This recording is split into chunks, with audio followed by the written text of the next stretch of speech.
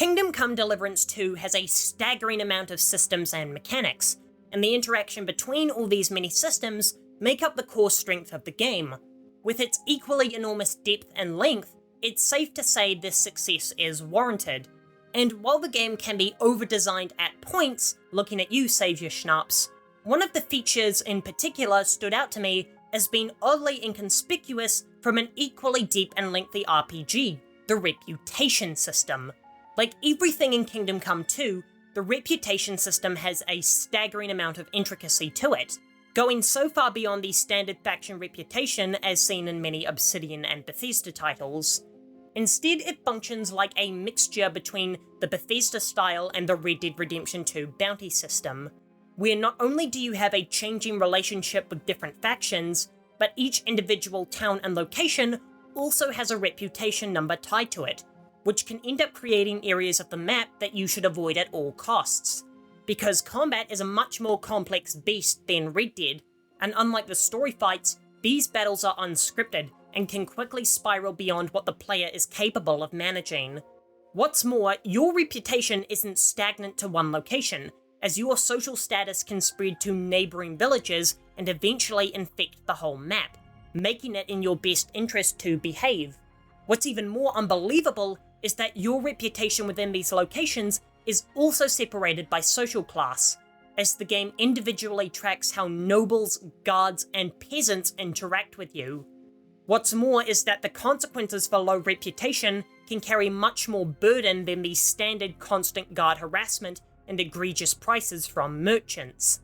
It can cause you to be imprisoned for crimes that would normally only get you a fine, to being literally branded for the rest of the game if you commit serious crimes. This world is so cruel to Henry if he earns its scorn, that it got me thinking, why don't other games treat me this poorly?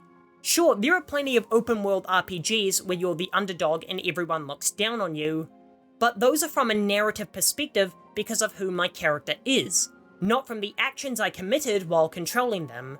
But Witcher 4 can be the perfect blend of having a character being hated for their narrative existence, as well as the player's controlled actions. I mean, if Ciri is pissing off this many people in the real world, then just imagine how despised a female Witcher is going to be within the game itself. It would be an interesting parallel to see how Ciri's status changes both in the fictional and real world once the game releases.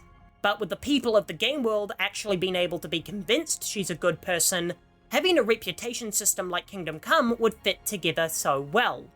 A small critique I have of The Witcher 3's choices, which I think are the best in gaming mind you, is that oftentimes there's no gameplay punishment for being a monster.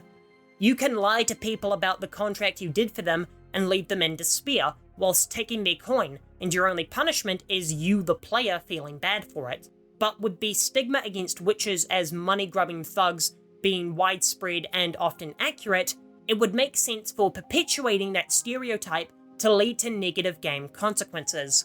For example, if you cheat or threaten someone to pay you more money for a contract, then maybe the regular side quests in that village become unavailable until you redeem yourself, because the villagers might decide they don't want the help of a witcher after how you handled their monster problem. Although CD Projekt had usurped BioWare's throne of having the best choices in the RPG genre, the BioWare of old certainly had greater consequences for your poor decisions, as a terrible suicide mission attempt could potentially ruin the entire game of Mass Effect 3. Well, ruin it worse at least.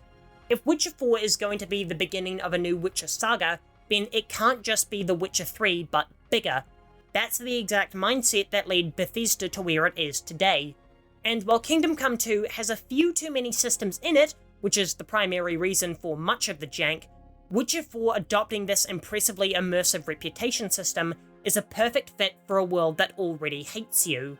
If you want to see me go more in depth about the brilliance of Witcher 3's choices, click here, and I'll be back in 2 days.